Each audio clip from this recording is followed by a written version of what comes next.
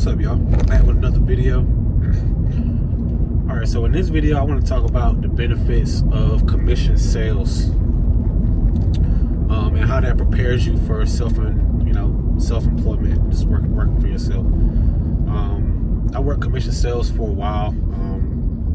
I would say even in my earlier sales days before I started working as an auto salesperson.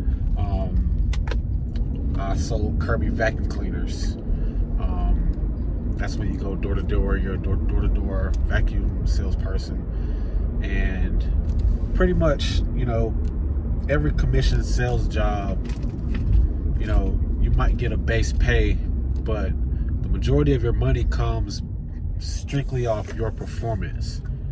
And if you don't make sales, typically you're stuck with whatever that base pay is, or if that. Some people do base pay plus commissions. Some people are strictly commission. So some of those higher sales jobs where the earning potential, you're usually selling a higher priced item, will typically have a base pay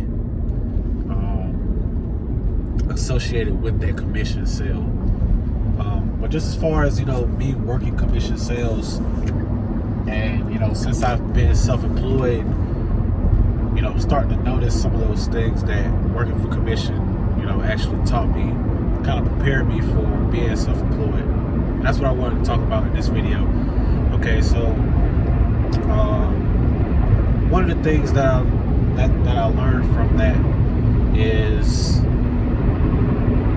just the drive to go out and find new business. When you're selling cars, I sold cars. Some people could sell furniture or pharmaceutical sales or whatever commission sales you're in. I was selling cars. Of course, you would have people that would come to the dealership, or you would have people that would call in, inquire about certain things.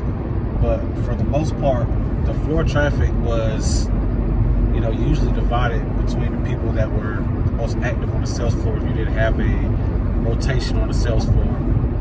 So if you were just relying solely on the floor traffic, you're not going to make a lot of money in that business. So you have to go out and use social media, use business cards, use different marketing techniques to increase your visibility in the community, so people can make purchases from you.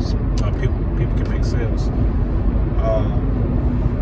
and just learning how to fill a sales funnel, because that's what they teach you. You put a lot of names in the basket, to get 20 people to possibly be interested, to get 10 people that will set an appointment, to have 6 people that will show, to have 2 people that will purchase. So that sales funnel, just consistently putting people into the sales funnel, is important when you're on commission sales and when you're working for yourself. Another thing that I learned was time management. Time management was important because you've got certain things that are coming out. Things are always changing. So as far as like product knowledge, your competition, just if you've got somebody else that's doing something else that's in your field that you need to be knowledgeable about, making time to be aware about things like that, and setting up your time to where you can have time to research those things, but still not be able to be productive and find new business and do presentations and have opportunity to close sales. But just lining out the day with your schedule. Hey, I'm gonna do this between this time. I'm gonna do product knowledge for an hour. I'm gonna send emails for an hour, or I'm gonna do phone calls or do follow-up emails, or whatever it is that you decide to do. Just making sure that you put that on a schedule, because in all that kind of contributes to the overall success, is the small things that you do. So like that scheduling, my task and scheduling things that I need to do was another thing that kind of helped me with the self-employment and working for myself. Because in commission sales, you usually, if you want to be a lazy commission salesperson, you know, by all means, but you know, there's always going to be people that are going to be killing it in whatever industry you're in. It's usually because those people have processes. You know, those people have, you know, proven techniques that they can go to over and over, and you know, they can go to those different techniques and things like that, or just things that have worked for them, and continuously do it over and over. But they have to be organized, so the organization is a big part of it. And then I will also say, I'm probably going to have to make a part 2 for this, because it might get a little bit long.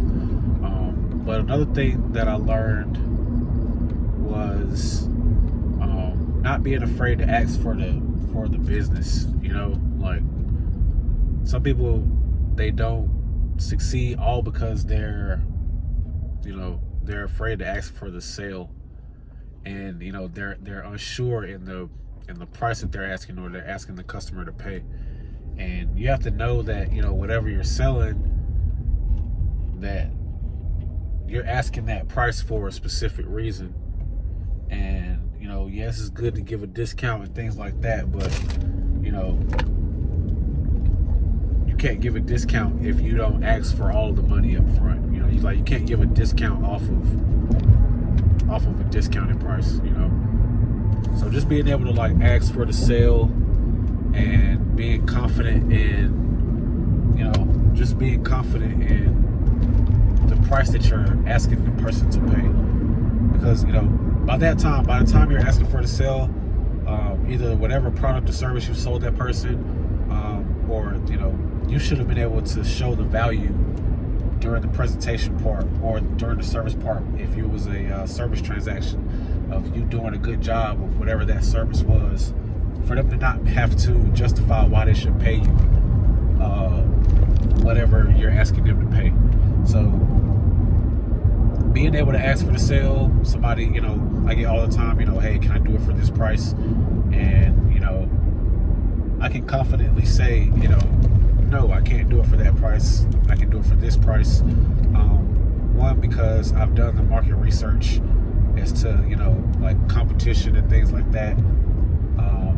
I know what my profit margins are, and I know what I want to make. So when somebody says, hey, can you do it for this price? And you say no, you know, sometimes people just ask for a discount just to see if they can get one. You know, they were already planning on paying you full price. They just want to see if they can get something a little bit extra out of the deal for themselves, or just, you know, just cut off a little bit extra for you. But, you know, being able to say, hey, you know, this is what I charge. This is, you know, what it is, and, you know, this is why I'm charging. After I've shown you why you're paying this, you know, just having that confidence and being able to ask for the sale.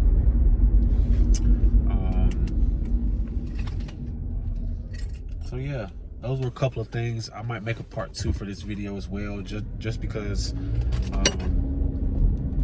I just want to get a couple more other things that, you know, it taught me. I'll write them down, and then I'll come back and I'll make a couple more, because it was a lot more. But actually, you know, I just wanted to do this daily vlog really quickly, just because, you know, it popped in my mind.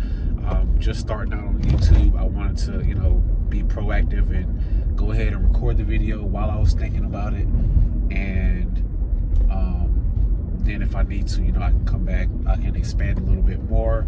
If you guys want to see some more videos as far as, you know, if you're in the car business, just some things that I did as far as success, I'll do a video on my, you know, my auto dealership story.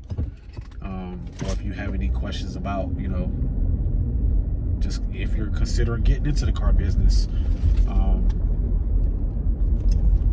leave a comment. I'll be sure to check those out. I'll reach back out to everybody, and until the next video, y'all have